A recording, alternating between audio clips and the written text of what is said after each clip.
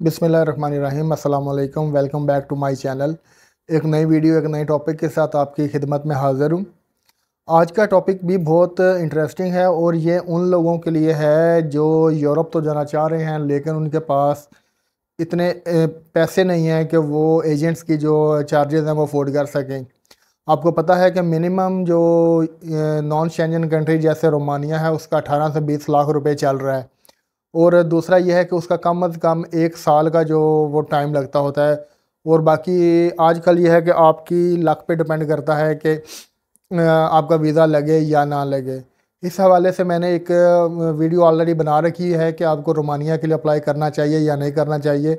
उसका लिंक जो है वो मैं डिस्क्रिप्शन में दे दूँगा, तो आप उसको देख लें और डिसाइड आप लोगों ने खुद करना है कि आपने अब वीज़ा अप्लाई करना है या नहीं करना या फिर आपने अपनी लक को ट्राई करना है या नहीं करना।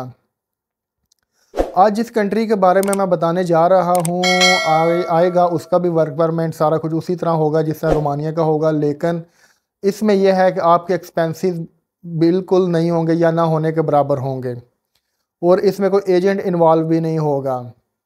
आज मैं जिस कंट्री की बात कर रहा हूँ वो है अल्बानिया।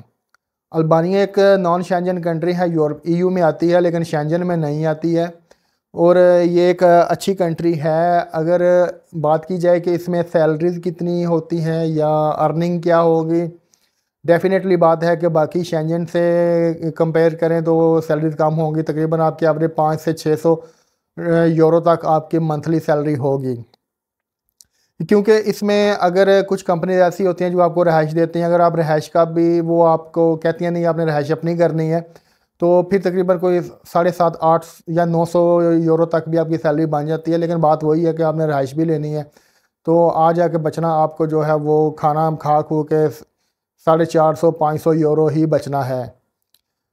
आज इसके लिए जो मैं बात करना चाह रहा हूँ वो ये है कि आपने इसका वर्क परमिट कैसे मंगवाना है।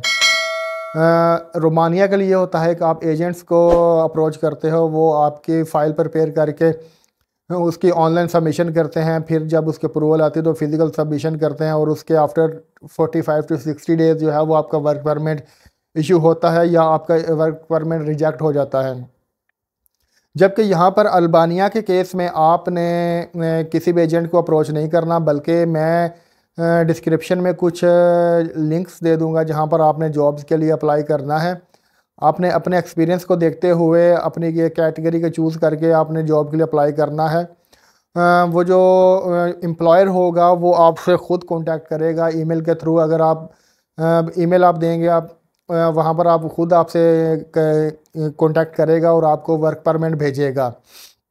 अच्छा, इसमें एक चीज़ ये भी आपको बता दूँ कि अगर तो आपका वर्क परमिट आ जाता है तो आपने करना क्या है कि वो उसकी बात ही चले जाएगी। उसका वो कहेगा कि आपने ये मेडिकल टेस्ट करवाने हैं, ये मेडिकल आपका होगा, प्रोटेक्टर वगैरह वो सारा बजुमा कंपनी होता है जो आपको जॉब दे रही होगी। लेकिन अगर आप अपने एम्प्लॉयर से बात करें जी कि मेडिकल का जो भी एक्सपेंस होगा वो या इधर जो भी प्रोटेक्टर वगैरह पे एक्सपेंस आएगा जो भी होगा, आप मुझे वर्क परमिट दें, मुझे बुलाएं, लेकिन वो मैं ख़ुद बेयर कर लूँगा। इससे ये होगा कि वो जो एम्प्लॉयर होगा उसकी नज़र में आपकी थोड़ी सी जो वैल्यू है वो बढ़ जाएगी। तो वो सोचेगा कि इस बंदे को जो मेडिकल का या प्रोटेक्टर वगैरह का जो एक्सपेंस है वो मुझे पे नहीं करना पड़ रहा है, या टिकट वगैरह का, तो बेहतर है कि मैं इसको जो है ना वो ट्राई करूं और इसको जो ऑफ़र लेटर भेज दूं या वर्क परमिट भेज दूं।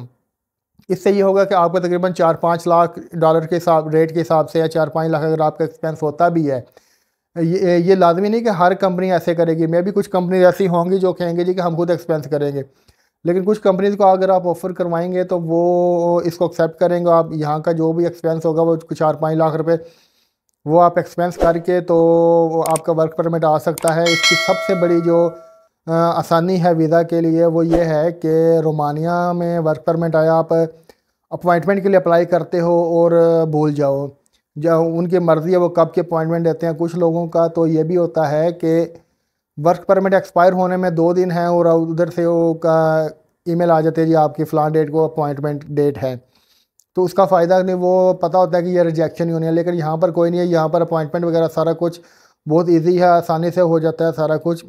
बाकी फ़ाइल आपने जो भी उनकी रिक्वायरमेंट होगी वो आपने कंप्लीट करनी है, उसमें करेक्टर सर्टिफिकेट वगैरह जो भी हो चीज़ें होंगी वो आपने तो करनी है। लेकिन सबसे बड़ी जो बात है यहाँ पर अपॉइंटमेंट का झंझट नहीं है। और दूसरा ये कि जो लाखों रुपया आपने 15-20 लाख रुपया देना है वर्क परमिट के लिए, वो उसके लिए भी आपने 1 रुपया नहीं देना, जस्ट आपने ऑनलाइन अप्लाई करना है। लिंक्स मैं नीचे डिस्क्रिप्शन में दे दूँगा, वहाँ से आप जाके अप्लाई करें, अपना अकाउंट बनाएं और अप्लाई करें। और उम्मीद है कि इंशाल्लाह जल्द ही आपको रिस्पांस आ जाएगा और आप वहाँ से वर्क परमिट मंगवा कर अपनी फ़ाइल प्रिपेयर करके एम्बेसी में जमा करवा के तो आप जल्द से जल्द आपको वीज़ा मिल जाएगा। यहाँ पर ये रोमानिया वाला नहीं केस कि आप अप्लाई करो और वर्क फ़ाइल सबमिट करवा के और भूल जाओगे आपको कब वीज़ा मिलेगा या नहीं मिलेगा। अल्बानिया की अगर आप जेन्युइन तरीके से ट्राई करते हो तो जो वीज़ा रेशो है वो 90% है, जबकि मेरे ख्याल से अब रोमानिया की कोई 60 to 70% जो है वो रेशो कम हो गई है, या 20 या 30% में भी रह गई है जो वीज़ा वो ग्रांट करते हैं, अदरवाइज़ रिजेक्शन ही होती है। इसी तरह क्रोशिया तो अब ऑलरेडी शेंजन में आ चुका है, उनकी तो वीज़ा रेशो ही 5 to 10% रह गई है, तो वहाँ पर अप्लाई करना मेरे ख्याल से बेवकूफ़ी है। अब सबसे जो बेस्ट गेटवे है पाकिस्तान, इंडिया, बांग्लादेश, श्रीलंका या अफ़गानिस्तान वगैरह के लिए, नेपाल, भूटान के लिए वो अल्बानिया ही रह जाता है। यहाँ पर आप एजेंट हज़रात आपको बताएंगे कि या यूट्यूब पे बताएंगे वहाँ पर ये मसला है, ये मसला है, ये वहाँ पर कोई मसला नहीं, जस्ट सिर्फ उनका जो वो कारोबार ठप हो रहा है। यहाँ पर आप खुद से अप्लाई करके वर्क परमिट ले सकते हो और वो आपको वीज़ा भी ग्रांट करते हैं। इस तरीके से आप वीज़ा लेकर अप्लाई करके आप अपना एक्सपेंस जो है वो तकरीबन 14-15 लाख रुपए बचा सकते हो और आपका जो होता है वो वीज़ा। अच्छा, इसमें एक चीज़ आपको मैं बताना भूल गया, ये जो आपको वर्क परमिट मिलेगा ये 3 माह के लिए मिलेगा, 3 माह का वर्क परमिट होगा। अब आपका सवाल होगा कि रोमानिया वगैरह तो 2 साल का वर्क परमिट देते हैं। भाई बात यह है कि ये 3 माह का आपको वर्क परमिट देंगे, जब आप वहाँ पर एंट्री ले लोगे, एंट्री स्टैंप लग जाए, चले जाओगे, काम करोगे, तो आफ्टर 3 मंथ जो है वो आपका वीज़ा है वो एक्सटेंड करवा देगी, कंपनी ही करवा लेगी।